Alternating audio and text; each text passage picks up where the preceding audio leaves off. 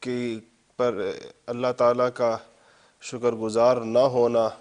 اور گناہوں کی زندگیوں کو چلائے رکھنے کے نتیجے کے اندر نعمتوں کا سلب ہو جانا اور اس کی جگہ عذاب کا آ جانا، یہ اس صورت کا مرکزی مضمون اور خیال ہے۔ تو اگر ہم اپنے ہاں دیکھیں تو اللہ جل شانہ کی آپ نے اشارہ بھی کیا کہ ہمارے اوپر بھی اللہ تعالیٰ کی بہت عظیم الشان نعمت اس ملک کی شکل کے اندر اور اس سلطنت کی شکل کے اندر اللہ تعالیٰ نے ہمیں عطا فرمائی ہے، اور یہ مملکت خداداد پھر ایک اور اختصاص اور امتیاز رکھتی ہے کہ یہ ہمیں اللہ تعالیٰ نے اسلام کے نام پر عطا فرمائی ہے۔ ہم نے اللہ تعالیٰ سے یہ وعدہ کیا کہ ہمیں ایک زمین کا ٹکڑا دیجئے، ہم اس کے اوپر تیرے احکامات کو لاگو کرنا چاہتے ہیں اور ہم اس کے اوپر تیرے نبی پاک صلی اللہ علیہ وسلم کا نظام چاہتے ہیں۔ تو اللہ جل شانہ نے ہمیں یہ قطع زمین عطا فرمایا اس کام اور اس مقصد کے لیے۔ تو اگر یہاں پر ہم اپنے مقاصد کے ساتھ سنجیدہ رہیں اور مخلص رہیں تو اللہ تعالیٰ کی یہ نعمتوں کا جو تسلسل ہمارے اوپر موجود ہے یہ بڑھتا چلا جائے گا۔ اور حقیقت یہ ہے کہ اس وقت بھی یہ ہم اتنے گئے گزرے زمانے کے اندر اور تمام قسم کے نامساعد حالات کے باوجود اس وقت بھی اس ملک کے اندر جتنی خیر اللہ تعالیٰ نے رکھی ہے اور جس قسم کے افراد میں جو صلاحیتیں اللہ تعالیٰ نے رکھی ہیں، یہ پوری دنیا گھومنے والے لوگ اس بات کا بالکل اقرار کرتے ہیں اور اس بات کو تسلیم کرتے ہیں کہ کئی حوالوں سے ہمیں یہ نہیں کہ ہمیں مغرب کی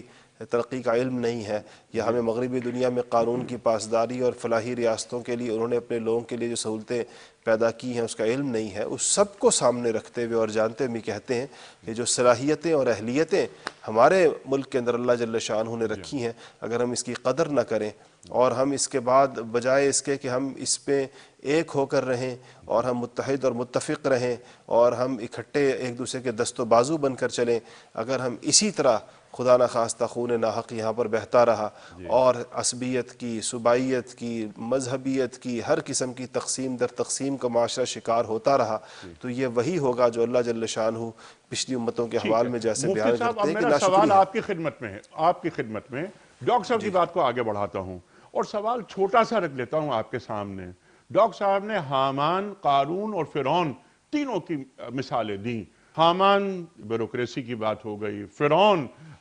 بات ہوئی حاکم وقت کی بات ہو گئی، قارون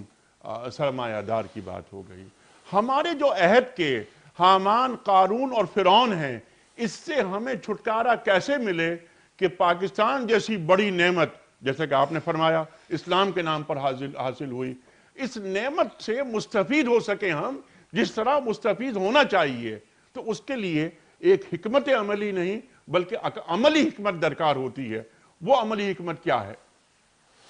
دیکھیں، جب تک قوموں کی تربیت ایک خاص نہج پر نہ ہو جائے اس وقت تک ان کے نہ اعمال ٹھیک ہوتے ہیں اور نہ ان کے عمال اور حکمران ٹھیک ہوتے ہیں۔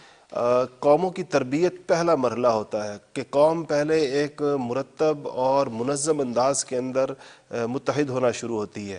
اور وہ اس کے سامنے اس کے مقاصد زندگی واضح ہو جاتے ہیں، کرنے کے کام اور نہ کرنے کاموں کے بارے میں اس کو نہ صرف علم ہوتا ہے بلکہ اس کا عمل بھی آتا ہے۔ یہ ترتیب اور یہ تنظیم اور یہ تنسیق جب قوموں کے اندر آتی ہے تو اس کے نتیجے میں ان کے اندر سے صالح قیادت سامنے آتی ہے۔ جب تک ہمارے اندر یہ تربیت موجود نہیں ہے اور ہم نے اپنی نسلوں کو یہ سبق نہیں پڑھایا اور اس کے نتیجے کے اندر وہ اس طریقے کے ساتھ منظم اور مرتب نہ ہوئے جیسے ان کو ہونا چاہیے تو اندر سے صالح قیادت پیدا نہیں ہوگی۔ اس وقت ہم جس خلفشار کا شکار ہیں من حیث القوم اور ہم جس قسم کی ایک بدنظمی اور ہڑبونگ پنے کا شکار ہیں، ہماری موجودہ تمام قسم کی جو قیادتیں ہیں جیسا کہ آپ نے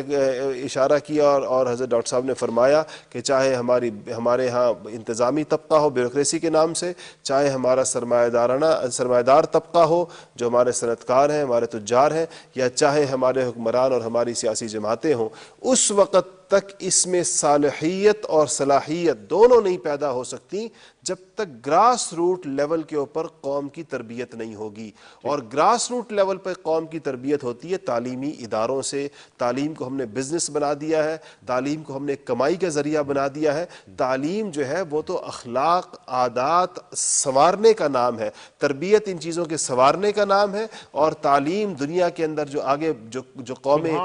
جس آگے بڑھ چکی ہیں ان کے مقابلے کا کا نام ہے. سبحان یہ ہے بنیادی چیز جس کو کرنے کی ضرورت ہے. اس کے نتیجے میں انشاءاللہ ایک صالح قیادت پیدا ہوگی. جی ڈاکٹر صاحب، یہ مفتی صاحب نے کیا عمدہ بات فرمائی، یعنی ایجوکیشن